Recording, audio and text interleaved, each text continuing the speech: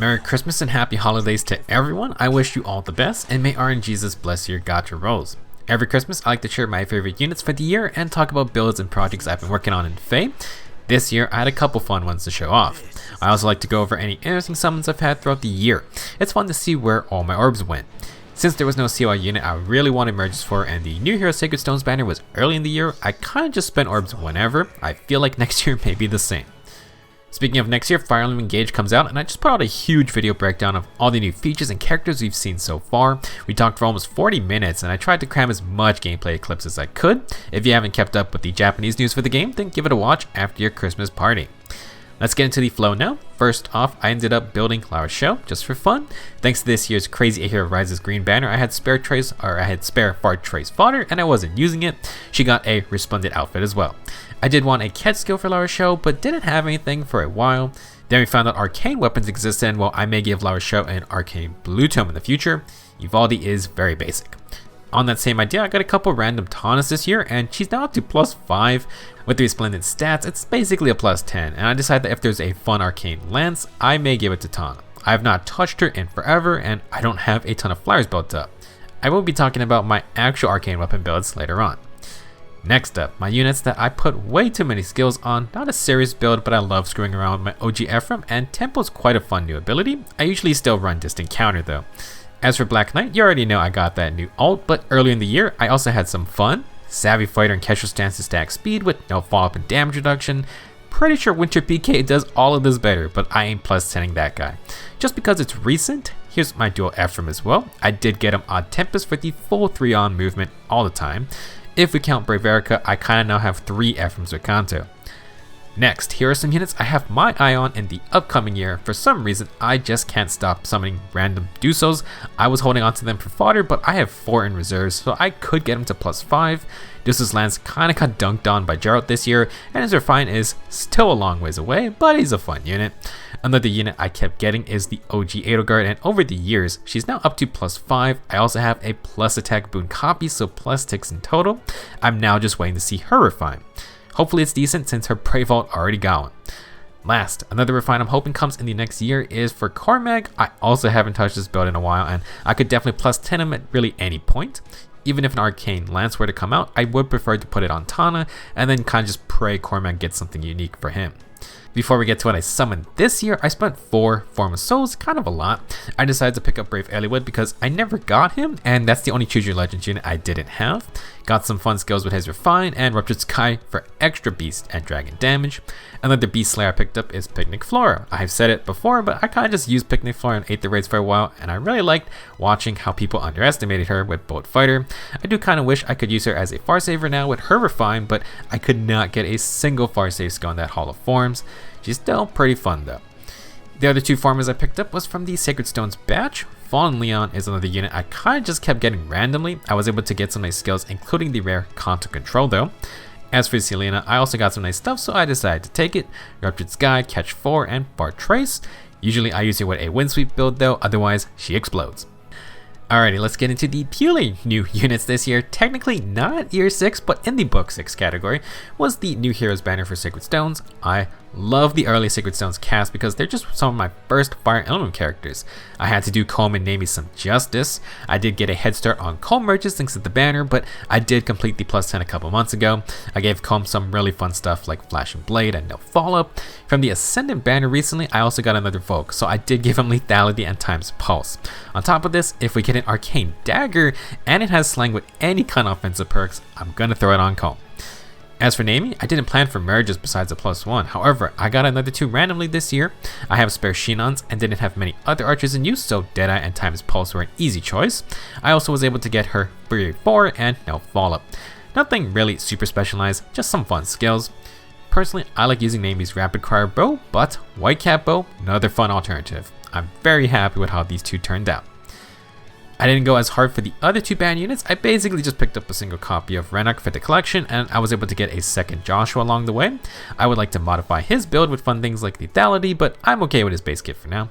It's going to be a year since this banner released, so I'm on edge for the next new Sacred Stones banner in 2023. I'll talk about future summoning plans at the end of the video. After the Sacred Stones banner, we technically moved into year 6 now. Valentine's was another wild year, and I got myself Lucina and a Wayne.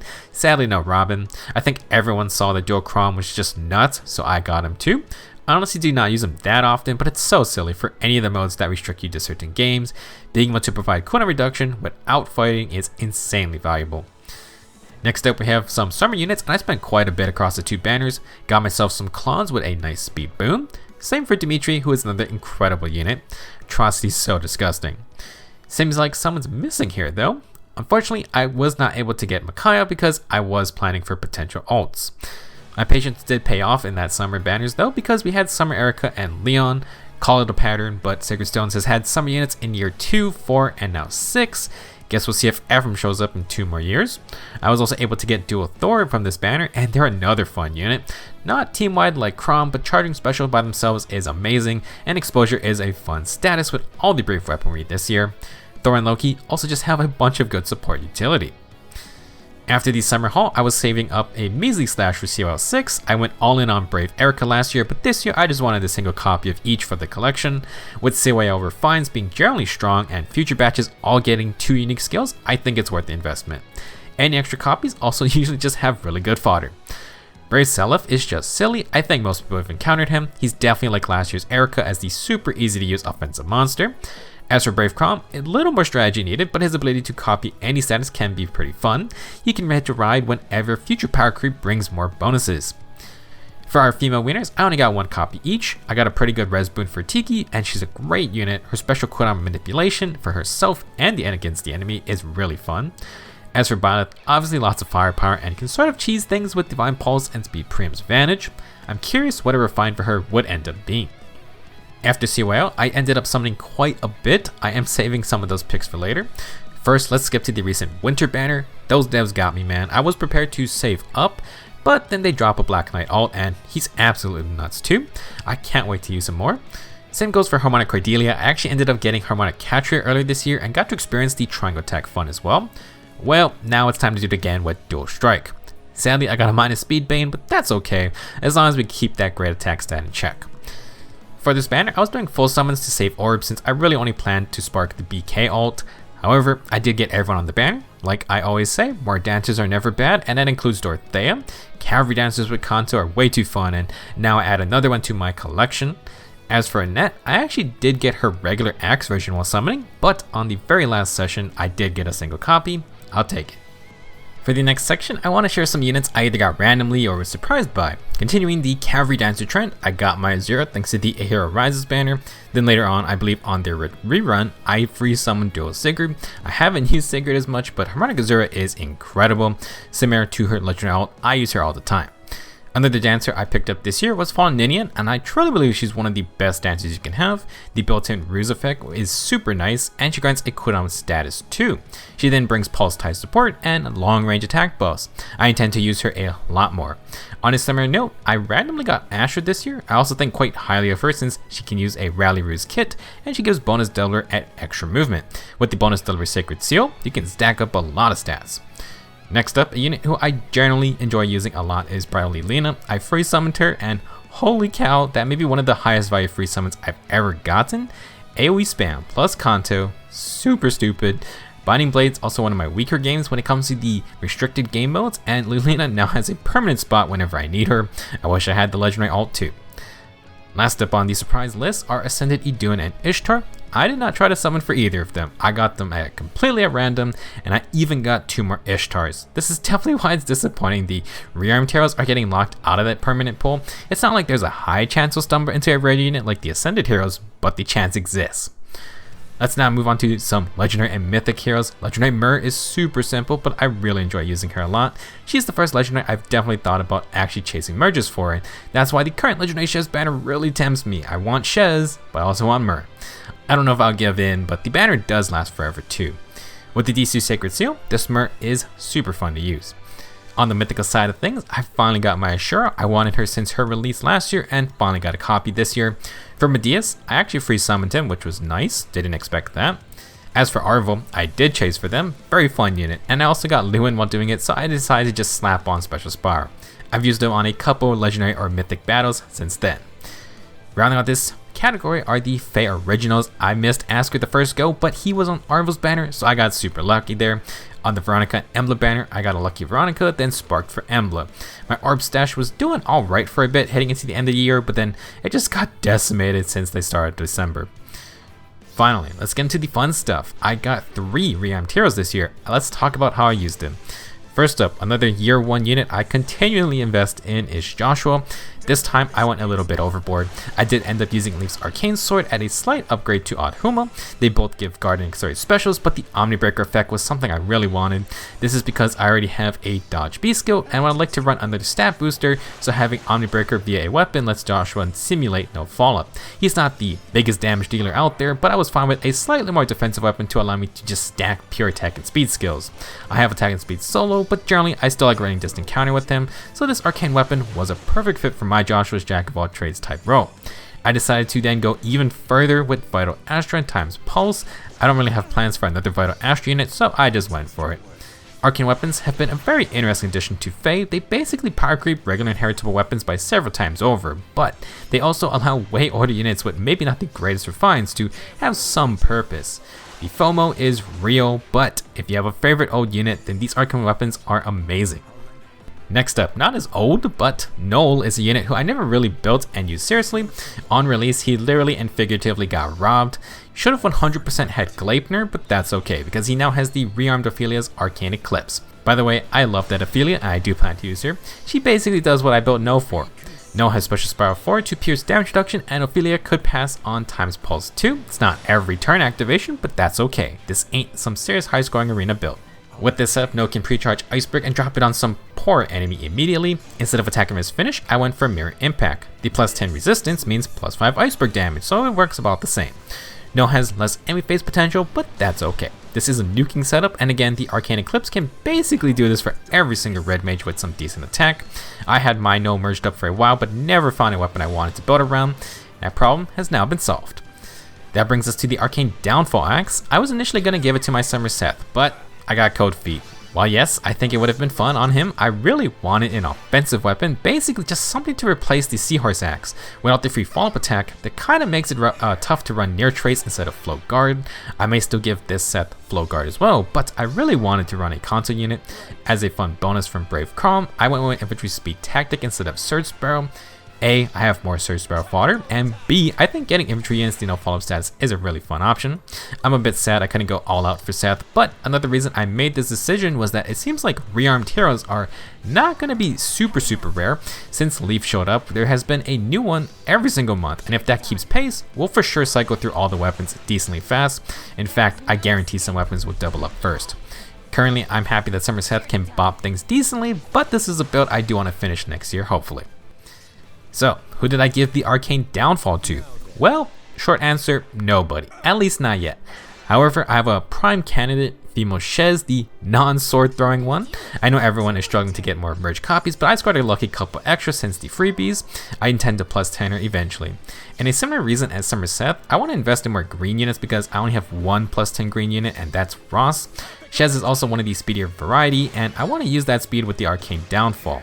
The major reason I wanted to give Shez this arcane weapon is because of the Hero Rise's Engaged Cup. If I can get a free Flame Lin, that means free Godlike Reflexes and Speed Smoke 4. Godlike Reflexes plus Arcane Downfall is perfect, exert specials, cooldown reduction, follow-up denial, and healing combined with damage reduction and some true damage based on speed. The build isn't over yet though because I have Ascended Hilda. I'm willing to part ways with her to then get Velocity. That gives no guard with dodge. I think that would be amazing. I think I'm going to go through with this plan if I can get that free Lin. Enough what ifs, let's move on. A unit that surprised me the most this year was Harmonic Flame Tana and Peony. This Tana actually has some good damage, assuming you don't fight a red unit, and she has the usual wind sweep plus offense and follow-up combo. Full damage skills makes for a fun unit. However, it's her ability to grant everyone Kanto 1 that turned out a lot better than expected. I mainly got this Tana for the collection, but she's been extremely fun to use in any type of content. Passing Kanto to infantry units is incredible and also works really well with Far Trace users since they might not even activate their own Kanto normally. As a bonus, Peony provides her dad's ability with the harmonic scale, so just a very enjoyable unit. Next, he isn't a new unit, but you could kind of say he actually is. Brave Dimitri has went from to hilariously amazing. The Moon Grativis Refine is top tier, and while it doesn't solve all his issues, I don't have to use an inheritable weapon. Plus, tending Brave Dimitri's got to be one of my better investments with how the Refine turned out. I did it initially because I like Dimitri, but he is now a very solid unit. While I want to give his kid a makeover to celebrate, I honestly feel like I don't have the fodder at the moment.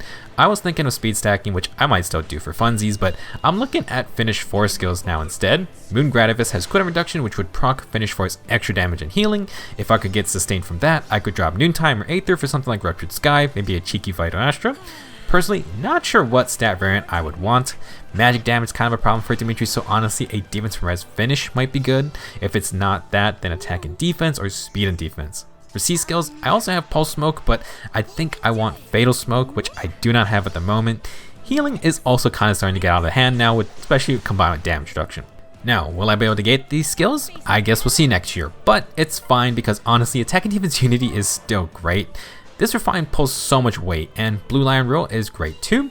If anything, I may tack on something like Attack and Defense Menace instead of Joint Hone Attack, just for the time being. Last up, my reward for probably the strongest new unit I got this year goes to Harmonic Summer, Edelgard, and Altina. First off, I like both characters. Second, this unit is incredibly dumb. When I can finish Abyssal maps on the first try and barely break a sweat, it just doesn't feel right. You watch Edelgard move 3 spaces, she bops someone with 2 hits, you move another 3 spaces, bop a second guy, and then Gale Force procs and you bop a third guy too. A 16 might Brave Sword that gets another 6 attack and exert specials is disgusting. Assault Troop makes her reach Comico, and then Raging Storm lets Edelgard do it again or completely retreat. You can then run Gale Force with or without Heavy Blade, and the pair can get another action. Honestly, if the annual Hero Rises event didn't come down to a Evolving Gauntlet, I think Harmonic Edelgard would win outright. Dual Chrom is great, but this unit is so disgusting with very little effort. I think in a vacuum, Fallen Edelgard may be worse to fight against due to distant counter and instant bonfires, but in the hands of the player, my god. If you do not have this unit or never tried them out, I definitely suggest adding a friend with them and trying them out in rival domains or whatever. It is something else. Those are my favorite units I've been using throughout year 6, and a showcase of where all my orbs went as well. I feel like I had a pretty good year of summons, but next year is going to be rough. Let's talk about future summoning plans, because we all know Engage banners are coming. Just from what we've seen, who would I want to get? I think the main rows will get treated well, and well, we could see all 4 possibly very soon. For me, I want Tamara because I do not see any of the Lance Infantry units showing up. I also want Fram, but preferably if in some miracle we somehow get Gauntlets and Brawling added to Fae.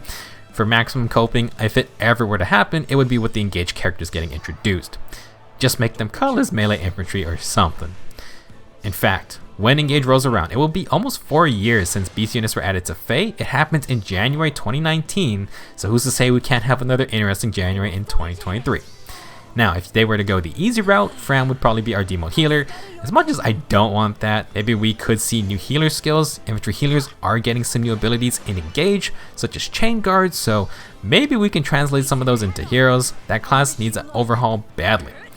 Now, for new heroes, obviously I'm looking for the next Sacred Stones banner. I'm so sad most of the early game characters still not in. We finally got Coleman Namie, but I want Gilliam, who is basically the only playable arming unit besides Amelia. I feel like he would make an easy 5-star unit. For other early game characters, I honestly could see all of them being turned into demotes. Franz, Arthur, Vanessa, and poor Motor the Boulder. I will laugh if Motor actually is good. For Grand Hero battle units, I feel like it has to be Glenn. He's the last Grotto General remaining. As for the rearmed or ascended spot, I want to say ascended Seth because the man deserves it. They may give it to any of the actual rows like they did with Joshua though. For rearmed heroes, kind of tough to say what they would do if they really are going to stick to the evil weapon theme. Besides Engage and Sacred Stones, I'm always interested in the Choose Your Legends banner. I assume Engage characters will not qualify this time, which means it's gonna be a bloody fight this year. That's all I want to talk about for now though. I'd love to hear what units you guys have enjoyed using this year, new or old. With Arcane Weaponry rolling in, a lot of older units could be usable if they're your favorites. Merry Christmas everyone, thank you for watching, and see you guys in the next video.